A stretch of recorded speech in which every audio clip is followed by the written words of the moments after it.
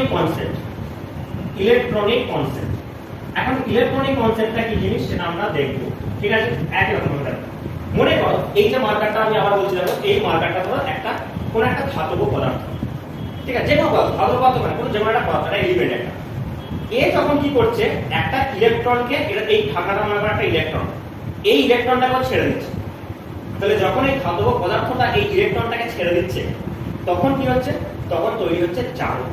কারণ আমরা কি মনে রাখবো যে কোন একটা পদার্থ ধরো এক্স একটা পদার্থ, ঠিক আছে, এই পদার্থটা যখন কোন একটা ইলেকট্রনকে ছেড়ে দিচ্ছে তখন তৈরি করছে কি, তখন তৈরি করছে X প্লাস একটা, এটাকে বলা হচ্ছে, এইটাকে আমরা বলবো জারণ বা অক্সিডেশন। ঠিক আছে, আবার দেখো এই যে ইলেকট্রনটা আছে, এই ইলেকট্রনটা যখন কোন একটা পদার্থের সাথে এইভাবে যুক্ত হচ্ছে তখন আমরা সেটাকে বলবো বিজারণ। তাহলে মনে করো Y একটা এলিমেন্ট আছে, সে যখন একটা ইলেকট্রনকে যোগ করছে তখন তৈরি হচ্ছে Y মাইনাস।